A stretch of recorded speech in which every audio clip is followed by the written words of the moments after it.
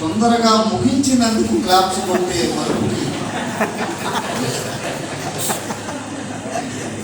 అంటే అందరూ అలసిపోయారు, వినేవాళ్ళు అలసిపోయారు, ఇక్కడ కూర్చున్న వాళ్ళు, ముఖ్యంగా ముఖ్య అతిథి పేరుతో నేను ఇక్కడ కూర్చున్న వాడిని. నాకు ఇందాక మన డానీ చెప్పినట్టు ఆయన కాదు పద్మవ్యూహంలో అభిమన్యుడు నేను అని.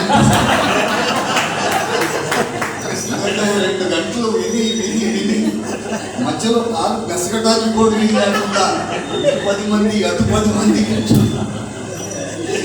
ఉండే పరిస్థితి ఉంది. సో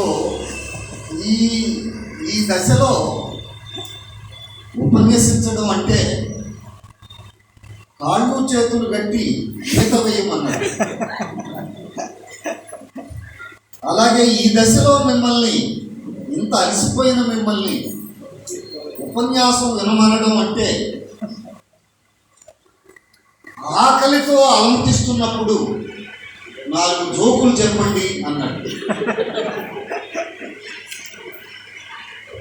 అయినప్పటికీ నా తమ్ముడు చాలా ఆత్మీయుడు నాకు. నిజానికి నేను ఇక్కడికి రావడానికి ప్రధాన కారణం బయట నుంచి, అక్కడ విజయవాడ నుంచి వచ్చి ఇక్కడి వారికి ఎవరికీ తెలియని అమూల్యమైన విషయాలు ఏవో చెప్తానని కాదు. ఎందుకంటే ఇక్కడ ఉన్నవాళ్ళు అద్భుతమైన స్పీకర్స్, చాలా గొప్పగా మాట్లాడారు పెద్దవాళ్ళు. అలాగే ఇక్కడ 2 రాష్ట్రాల్లోనూ ప్రసిద్ధి చెందిన గొప్ప రచయితలు ఉన్నారు. పల్లవ రాజయ్య ఇక్కడి నుంచే, బిఎస్ రాములు ఇక్కడి నుంచే ఉన్నాడు.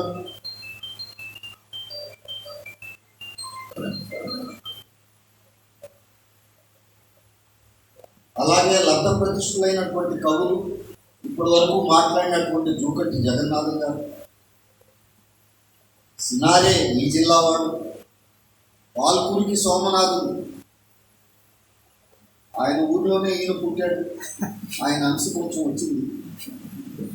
సో చాలా గొప్ప సాహితీ కేంద్రం కరీంనగర్.